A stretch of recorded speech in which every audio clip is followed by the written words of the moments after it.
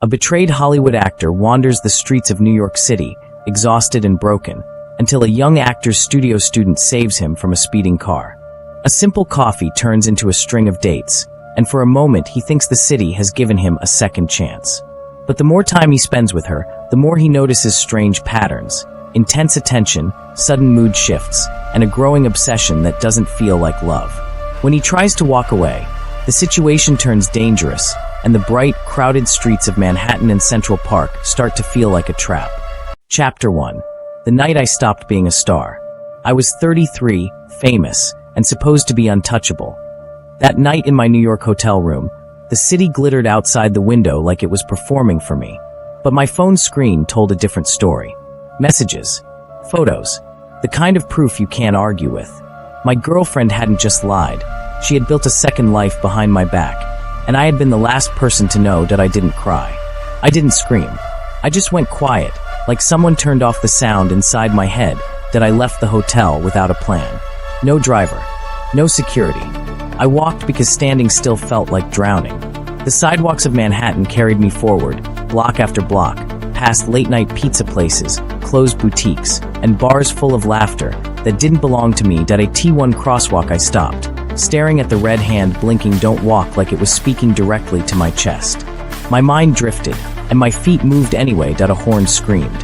Headlights swallowed me. I felt a grip clamp onto my sleeve and yanked me back so hard my shoulder burned. A car tore through the crosswalk, so close I felt the wind of it slap my face that I stumbled onto the curb, heart hammering. A young woman stood beside me, breathing fast. "Are you trying to get killed?" she asked. Her voice wasn't judgmental. It was scared, like she'd just watched a stranger fall off a cliff and managed to grab his hand. That I managed to speak. I didn't. I wasn't paying attention. She looked at me more closely, and I saw recognition flicker across her face. Not fan-squealing recognition.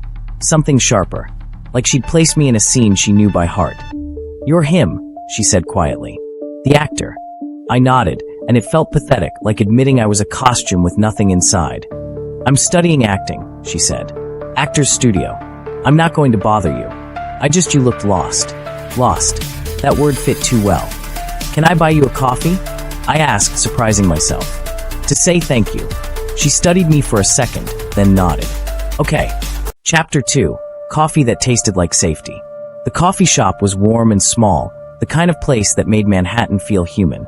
The barista, a middle-aged guy with tired eyes, slid 2 cups across the counter and watched us like he was trying to figure out if I was trouble. We sat in a booth by the window. The woman told me she was 24. She talked about classes, scene work, breath control, and the strange hunger that comes with wanting to be seen. I told her almost nothing. I didn't say why I was out walking like a ghost. I just listened, grateful that her words filled the silence where my thoughts had turned ugly. What struck me wasn't her beauty, though she had that too. It was her focus. When she looked at me, it felt like the rest of the world had been edited out. Like I was the only thing on her stage. When we parted, she didn't ask for a selfie. She didn't ask for money. She just said, "Be careful crossing streets," and walked away. That should have been the end. But the next day she texted me. I didn't remember giving her my number, and when I asked, she smiled through the phone like she could see me. "You left your contact open when you paid," she wrote. It was right there. A normal explanation. Almost that I told myself it was nothing. I told myself it was a harmless New York coincidence that we met again. Then again that we went to quiet diners, small galleries, late movies where nobody paid attention to the fact that I was supposed to be recognizable. Around her, I felt less like a headline and more like a man. And yet, little things started catching in my mind like splinters. She repeated phrases I'd said days earlier, word for word, like she'd rehearsed them. She knew where I would be before I told her. She'd ask questions that felt less like curiosity and more like an audition. "When you're scared, where do you feel it first?" "In your throat." "Your hands." One night she touched my wrist and said softly, "Your pulse is faster when you lie." I laughed it off, but I didn't sleep well after that. Chapter 3. Strange Patterns. The city started to feel crowded in a new way. I'd look up from a sidewalk and catch her across the street, standing too still, as if she'd been placed there. When I approached, she'd smile and act like it was chance. My manager, a woman named Claire, flew in from Los Angeles for meetings. She took one look at me and said, "You look wrecked." I told her the clean version: breakup, stress, insomnia. Then I told her about the acting student, about how she showed up too often, about the way her attention felt like a hand around my throat. Claire didn't laugh. "That's not a date," she said. "That's surveillance." I tried to confront the problem like an adult. I texted the young woman and asked for space. Her response came instantly. "You're tired," she wrote. "You don't mean that." The next message: "I can help you." Then, "I saved you." My phone lit up with call after call. When I blocked her number, new numbers appeared. Unknown. Private. No caller ID. I stopped taking meetings alone. I had hotel staff walk me to the elevator. I avoided the same routes. One night, I stood at my apartment window and saw her below, staring up at the building like she knew exactly where I was. I pulled the curtain shut and realized my hands were shaking. The next morning, I went to the police with Claire. I explained the near-constant calls, the showing up, the feeling of being hunted. The officer's face was calm in the way calm can feel like a wall. "Has she assaulted you?" he asked. "Not yet," I said. "Any direct threats that we can document?" He asked. I showed them messages. They were creepy, but not explicit. Not enough for paperwork to turn into action. "We can't do much without evidence of a crime," the officer said. When we left the station, Claire said, "So we wait until she hurts you?" I didn't answer, because the truth was I didn't know what else to do. Chapter 4. The Knife. I decided to end it in person. Clean and final. No mixed signals. That we met outside a restaurant. I kept my voice steady and said the simplest words. "I don't want to see you anymore." At first she just blinked, like she didn't understand the language. Then her face changed. The smile vanished. Her eyes went hard and bright. "No," she said, and it wasn't a request. It was a rule. "I'm sorry," I told her. "This isn't healthy." She stepped closer. "You don't get to leave the scene before I'm done." The way she said scene sent a chill through me. Like my life was something she owned. I backed away and turned toward the street, intending to disappear into the crowd. Behind me, her voice cracked. "After everything, you're going to replace me?" I didn't respond. I walked faster. That's when I heard footsteps, rapid, uneven, and the scrape of something against fabric. I spun around just as she lunged. A knife flashed under the streetlight. My body moved before my mind did. I slammed into the restaurant doorway, stumbled inside, and shoved through people who shouted in surprise. Chairs toppled. Someone screamed. The knife didn't touch me, but I felt its promise like heat. I burst out the back, ran until my lungs tore, and didn't stop until I reached a lit avenue crowded with strangers. I called the police. My voice sounded like someone else's. When they arrived, she was gone. Again, no arrest. No weapon recovered. No blood. No clean evidence. A report, a sympathetic shrug, and advice to stay vigilant. That night I sat on my bed staring at the door, listening to every sound in the hallway like it was her breathing. Chapter 5. The Harassment. After the knife, she didn't disappear. She multiplied. Calls came at all hours. Voicemails filled with whispers, then sobbing, then laughter that turned my stomach. Messages arrived from accounts with no photos, no friends, just words. "I see you. Don't make me. We're not finished." She followed me. I'd catch her reflection in dark windows.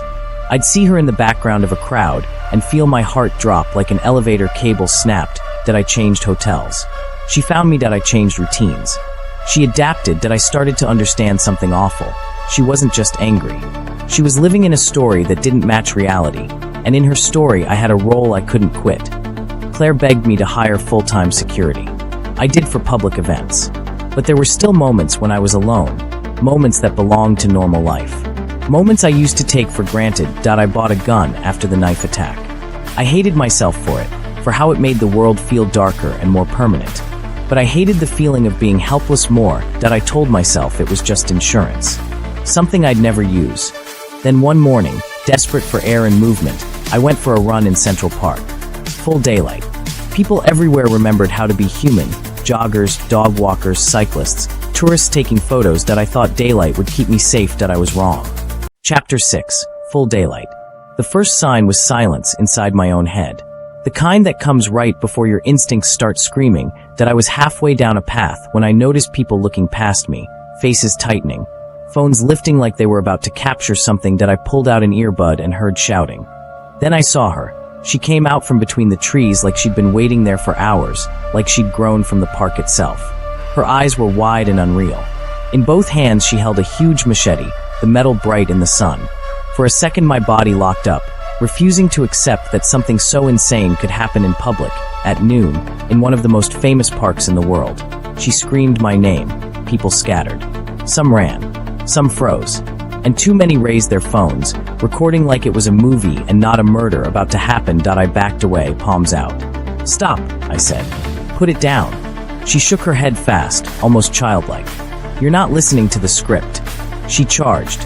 The machete cut the air with a sound I'll never forget. Not loud, just final. I ran, then turned sharply, trying to put distance and people between us, but she kept coming, wild and focused. Like pain and fear didn't exist for her. I felt the gun against my body, heavy as guilt. Another swing came close enough that I felt wind on my cheek. I stumbled, caught myself, and realized I had no more space to retreat. I drew the weapon with shaking hands. My vision narrowed, my hearing filled with the roar of blood. She raised the machete again. I fired. The sound cracked through the bright day, impossible and loud. People screamed. Phones kept recording. She faltered, the machete slipping from her fingers, and collapsed onto the path. Everything stopped at once, like the park itself held its breath. I stood there shaking, staring at what I'd done, my mind trying to leave my body because it couldn't live inside that moment. Sirens approached, growing louder. Claire arrived later, her face pale, eyes wet, and she wrapped her arms around me, like she could keep me from breaking apart. I didn't feel like a star. I didn't feel like a man who'd won. I felt like someone who survived a nightmare in front of an audience that would replay it forever. If you made it to the end, subscribe to the channel for more scary stories. Turn on notifications so you don't miss the next upload. Hit like if this story kept you tense, comment what you would have done in his place, and share this video with someone who loves dark New York City thrillers.